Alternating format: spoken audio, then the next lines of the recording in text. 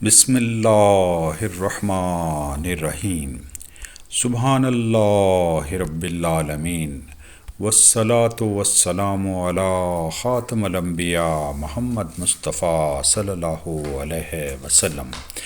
بسم اللہ الرحمن الرحیم۔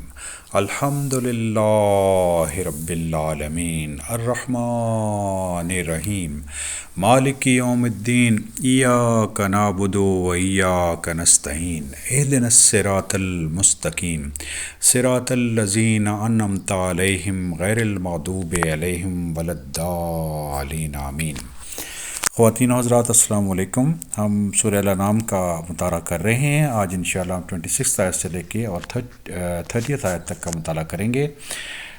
سورہ الانعام خواتین و حضرات مکی دور میں آخر میں نازل ہوئی، اور اس میں بنیادی طور پر شرک اور کفر کی ممانعت کی گئی ہے، اور ایسی دلیل دی گئی ہے کہ لوگوں کو یہ احساس ہو کہ وہ شرک اور کفر نہ کریں، کیونکہ شرک اور کفر الٹیمیٹلی جو ہے وہ انسان کو آگ کے گڑھے میں ڈال دیتا ہے، اور اس جہنم کے عذاب سے پھر اس کو کوئی نجات نہیں دے سکتا۔ اس لیے اللہ رب العالمین نے بہت زور دیا ہے قرآن میں کہ ہم شرک اور کفر سے بچیں۔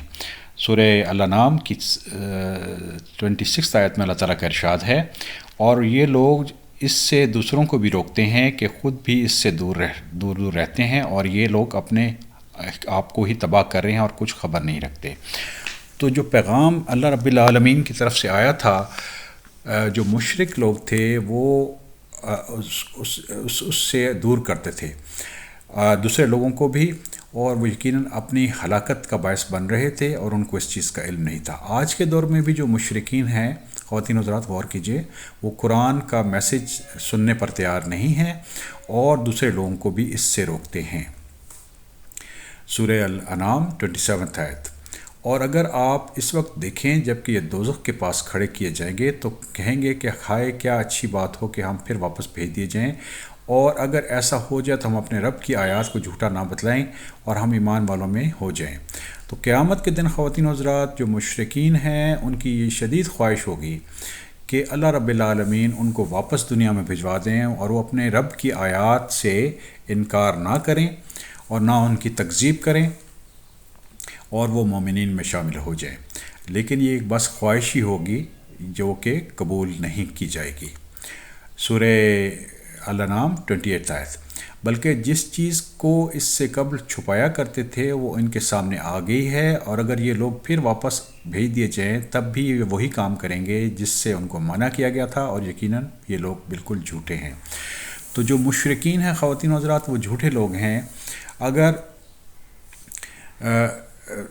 وہ ان کو واپس بھی بھیج دیا جائے تو وہ دوبارہ وہی حرکت کریں گے جو پہلے کرتے رہے تھے، کیونکہ جس کے دل میں ایمان نہیں ہوتا اور جو اللہ تعالیٰ کا فاسق ہوتا ہے، نافرمان ہوتا ہے، وہ بار بار وہی چیز کرے گا۔ اگر اس کو بار بار بھی موقع ملے تو وہی چیز کرے گا جو وہ پہلے کرتا رہا ہے۔ سورہ الانعام 29 آیت۔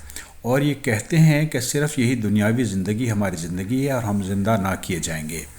تو جو مشرکین تھے خواتین و حضرات ان کا مین خیال یہ تھا کہ یہی دنیا ان کی زندگی ہے اور وہ دوبارہ زندہ نہ کیے جائیں گے۔ لیکن جس ہستی نے اس کائنات کو پیدا کیا ہے، اس زمین کو پیدا کیا ہے، تو کیا وہ ہستی اس قابل نہیں ہے کہ وہ مردوں کو دوبارہ زندہ کر دیں؟ یقیناً اللہ رب العالمین ہر چیز پر قادر ہیں۔ سورہ الانعام 30 آیت۔ اور اگر آپ اس وقت دیکھیں جب یہ اپنے رب کے سامنے کھڑے کیے جائیں گے، اللہ فرمائیں گے کہ کیا یہ امر باقی نہیں ہے؟ وہ کہیں گے بے شک قسم اپنے رب کی۔ اللہ تعالیٰ فرمائیں گے تو اپنے کفر کے عوض عذاب چکھو۔ تو قیامت کا دن بہت مشکل دن ہوگا خواتین و حضرات۔ اس دن کوئی چیز کسی کے سے چھپائی نہیں جائے گی، اور اللہ رب العالمین سوال کریں گے ان لوگوں سے اور فرمائیں گے کہ کیا یہ واقعی حقیقت نہیں ہے؟ تو جو مشرک اور کافر لوگ ہیں وہ یقیناً اللہ رب العالمین کی قسم اٹھا کر کہیں گے کہ یہ واقعی حق ہے۔ لیکن اس کے جواب میں اللہ رب العالمین فرمائیں گے تو پھر تم اس چیز کا عذاب چکھو جو کفر تم کرتے رہے ہو۔ اللہ رب العالمین سے دعا ہے کہ اللہ رب العالمین ہمیں کفر اور شرک سے بچائیں اور ہمیں سیدھا راستہ عطا فرمائیں۔ الحمدللہ رب العالمین۔